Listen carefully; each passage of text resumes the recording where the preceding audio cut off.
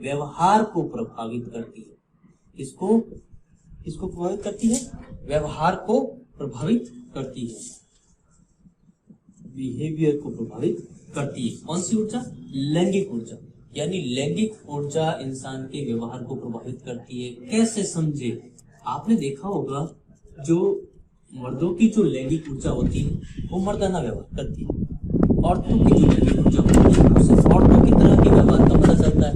यानी इसने कहा कि जो व्यवहार का पता चलता है वो उसकी लैंगिक ऊर्जा से चलता है। लैंगिक ऊर्जा कैसी है? ठीक है, अगर दूसरे शब्दों में कहें तो इसको हम शब्द दे सकते हैं काम शक्ति। क्या वर्ड लिख सकते हैं?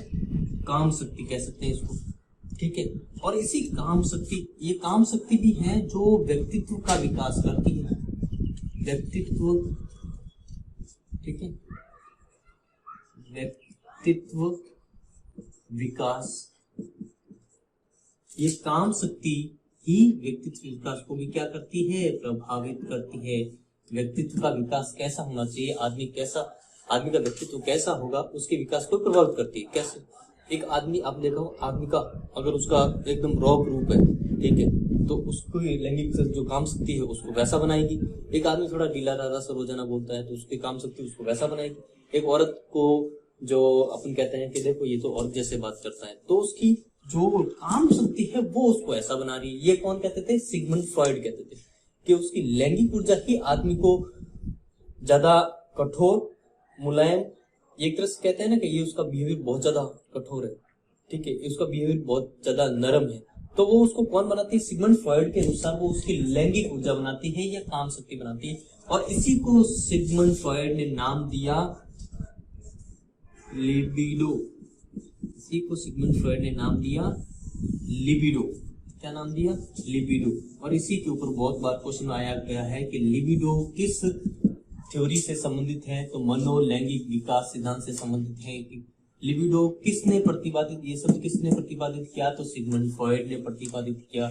लिबिडो किसको कहा जाता है? तो काम शक्ति को लिबिडो कहा जाता है या सेक्सुअल एनर्जी को लिबिडो कहा जाता है। तो बेसिक सी बात है कि किसने? सिगमंड फ्रॉइड ने यह कहा कि मनोलैंगिक विकास सिद्धांत जो है, यानी जो लैंगिक ऊर्जा जो है वो आदमी के व्यवहार को प्रभावित करती है, मनुष्यों के व्यवहार को प्रभावित करती है। या फिर हम कह सकते हैं कि जो काम शक्ति है वो व्यक्तित्व विकास को प्रभावित करती है कि व्यक्तित्व का विकास कैसा हो, वो किसके ऊपर डिपेंड करता है? काम शक्ति के ऊपर डिपेंड करता है। काम शक्ति जैसी होगी व्यक्तित्व का विकास भी वैसा ही होगा। अब सिगमंड फ्रॉइड ने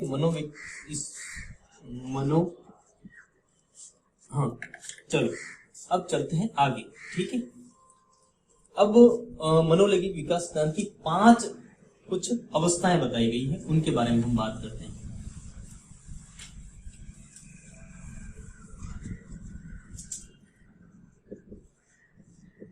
पांच अवस्थाएं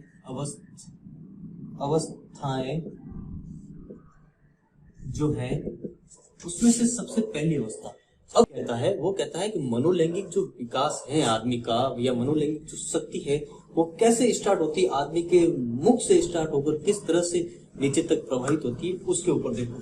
तो सबसे पहली जो अवस्था है वो उसकी थी मुख्य अवस्था। कौन सी? मुख्य अवस्था। अरे कितने भागों में बांटा? 5 भागों में बांटा। सबसे पहली अवस्था कौन सी? मुख्य अवस्था, जिसको हम कह सकते हैं ओरल स्टेज। इसको हम कह सकते हैं ओरल स्टेज। जन्म से कह सकते हैं, जन्म से 1 वर्ष तक की अवस्था के अंदर होता है ओरल स्टेज। इसमें बच्चा क्या है, जो लैंगिक ऊर्जा है, अब यहाँ पे बच्चों की कहाँ पे होती है? मुख के अंदर कहते हैं, इसका मुख केंद्रित होती है। बच्चों की जो लैंगिक ऊर्जा है वो किसके केंद्रित होती है? मुख केंद्रित होती है। अरे बच्चा ज्यादा से ज्यादा ऊर्जा कहाँ से निकालेगा? रो के और रोने, तो मतलब उसकी लैंगिक ऊर्जा कहाँ पे? मुख केंद्रित उसकी लैंगिक ऊर्जा है। ठीक है, और ये कामुकता की प्रथम अवस्था, सबसे पहला तो मुख केंद्रित है। ठीक है, सबसे पहला तो मुख केंद्रित है और कामुकता की प्रथम अवस्था है ये। अगर कामुकता की प्रथम अवस्था पूछे तो मुख्य अवस्था है, ओरल स्टेज, और मुख केंद्रित है। इसमें बच्चों का जो व्यवहार होता है वो या तो एग्रेसिव होगा अग्रेसिव एंड पेसिव, दोनों तरह के व्यवहार बच्चों के अंदर देखने को मिलते हैं। एग्रेसिव के अंदर देखने को बहुत ज्यादा बच्चा रोता रहता है और ठीक है वैसा तरह का व्यवहार। पेसिव में एक बच्चा शांत बड़ा रहता है, ज्यादा रोता नहीं। दोनों तरह के व्यवहार आपको देखने को मिलेंगे इसके अंदर, एग्रेसिव और पेसिव।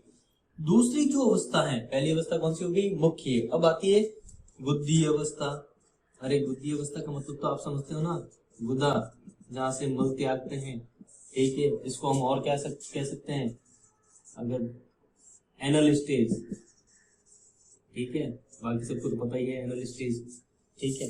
अब एनल स्टेज जो कि हो गया 1 वर्ष तक, 1 वर्ष से आगे 2 से 3 वर्ष तक का, हम इसको कह सकते हैं एनल स्टेज। अब इसमें अब यहाँ पे मुख केंद्रित है तो यहाँ पे गुदा केंद्रित है, सीधी सी बात, गुदा केंद्रित है, सीधी सी बात क्या है, गुदा केंद्रित है। पहला पॉइंट तो था गुदा केंद्रित है। और एक पॉइंट और इसके अंदर हमें याद रखना, इसके अंदर बच्चा जो है वो हठी हो जाता है। क्या हो जाता है, हठी हो जाता है, जिद्दी हो जाता है। उसके अंदर समयबद्धता नहीं रहती, समयबद्धता नहीं रहती। इस तरह के बिहेव वो करता है गुद्दी अवस्था में। जब जो काम शक्ति है वो कहाँ आ जाती है, गुदा के अंदर आ जाती है, ठीक है।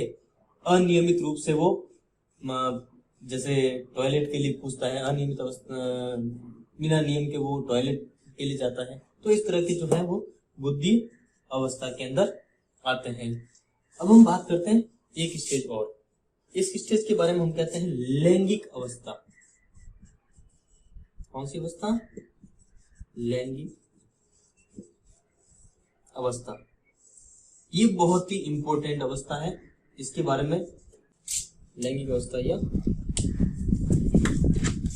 पहली स्टेज, ये 4 से 6 वर्ष तक, 4 से 6 वर्ष तक के बच्चों में होती है। अब इसमें इंपॉर्टेंट क्या है वो देखो, बहुत ज्यादा इंपॉर्टेंट एक चीज और है, लैंगिक अवस्था फैलिक स्टेज, जो तीसरी अवस्था। अब इसमें इंपॉर्टेंट चीज ये है कि 2 तरह, बॉयज के अंदर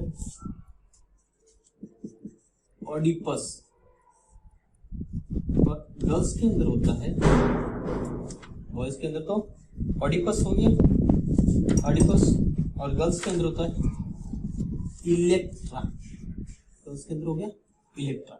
ये कॉम्प्लेक्स होते क्या, बॉयज के अंदर जो कॉम्प्लेक्स होता है वो किसके अंदर आता है,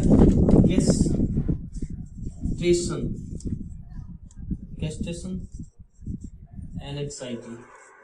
और गर्ल्स के अंदर जो होता है वो होता है पेनिस इमी। क्या होता है, पेनिस इमी। बहुत ज्यादा इंपॉर्टेंट है दोनों, ठीक है। अब ऑडिपस होता क्या है, बॉयज के अंदर जो एक ऑडिपस कॉम्प्लेक्स होता है, ये होता है, इस कॉम्प्लेक्स के अंदर होता क्या है, ऑडिपस कॉम्प्लेक्स के अंदर बॉयज, आप बहुत देखो एक चीज होती है कि जो बॉयज हैं वो अपने फादर से एक तरह से कंपटीशन करता है, या उसको फादर उसमें पसंद नहीं आते, वो हमेशा प्यार किसको करता है, बॉयज जो है वो जो अफेक्शन होता है, अफेक्शन टुवर्ड मदर, जो अफेक्शन होता है वो अफेक्शन किस तरफ होता है, मदर की तरफ होता है। लेकिन जो गर्ल्स का जो अफेक्शन है वो किसकी तरफ होता है, टुवर्ड फादर, ठीक है। इलेक्ट्रा मतलब गर्ल्स के अंदर ये इलेक्ट्रा जो कॉम्प्लेक्स है उसके अंदर क्या होता है कि गर्ल्स का अफेक्शन मदर को लेके फादर के लिए होता है, और बॉयज के अंदर ऑडिपस कॉम्प्लेक्स ये होता है कि बॉयज का अफेक्शन फादर को न लेकर मदर की तरफ होता है। मतलब बॉयज का जो प्यार है वो ज्यादातर माँ की तरफ ज्यादा होता है, और गर्ल्स का जो प्यार है वो पिता की तरफ ज्यादा होता है। या पिता, आप इसको ये भी कह सकते हैं कि पिता जो है, जैसे बॉयज के अंदर कॉन्स्टेंट एंग्जाइटी होती है कि उसका जो फादर के साथ एक कॉम्पिटिशन होता है जिसमें वो फादर से जेलसी करता है, कंसंट्रेशन एंग्जाइटी। और पेनिसिलियम में गर्ल्स अपनी मदर से क्या करती है, जेलस होती है। पेनिसिलियम में गर्ल्स अपनी माँ से जेलस होती है, ठीक है। तो पेनिस इनवे। और एक चीज, गर्ल्स गेट पेनिस इनवे का मतलब क्या होता है? Girls gate जेलिस of boy. Girls क्या होती है? लड़कियों से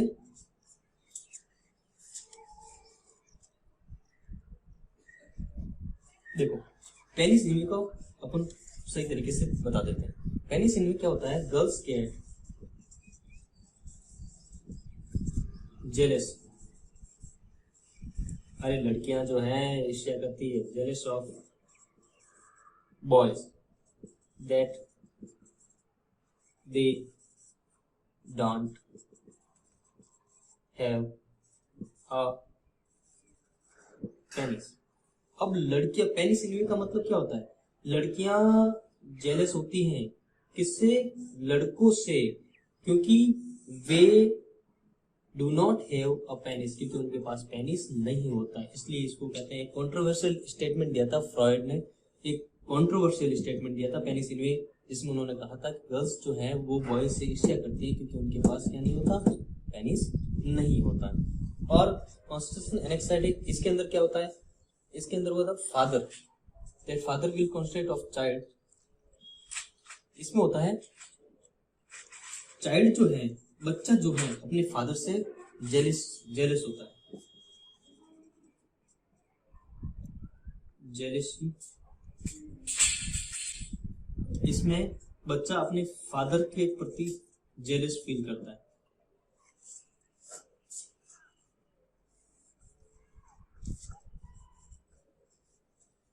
इसको यहाँ पर समझा देते हैं।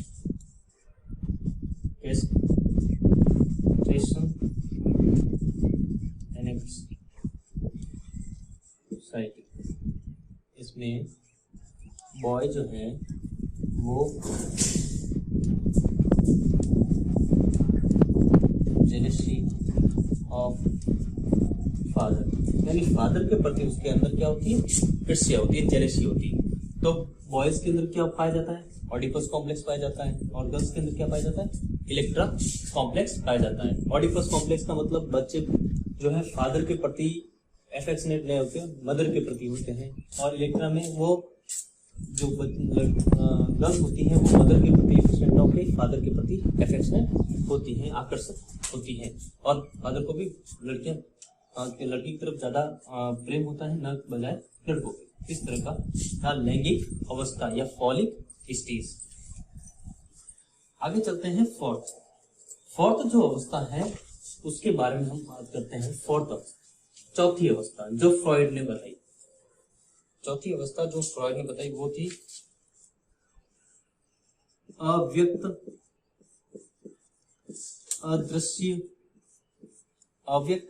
अदृश्य या अप्रकटीकरण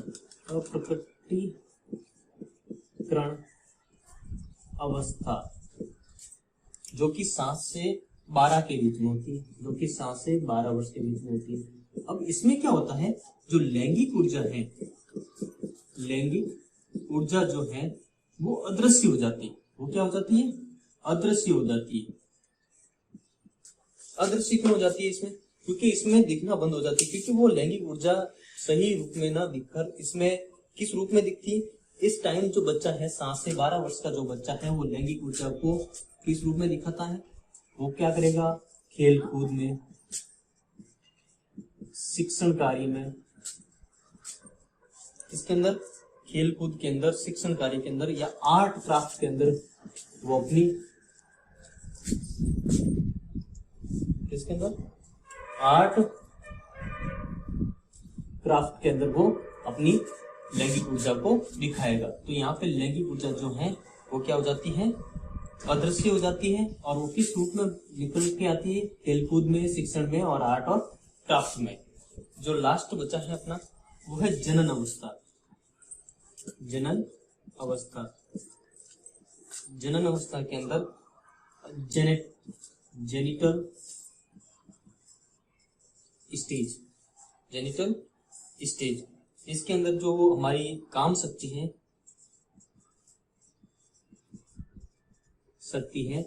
वो हमारी जननेंद्रियों पर आ जाती है। जननेंद्रियों पर केंद्रित हो जाती है, जनन इंद्रियों पर केंद्रित हो जाती है। और इसमें स्वप्रेम अगर पूछे किस तरह के देखने को मिलते हैं, स्वप्रेम, विपरीत लिंगी प्रेम,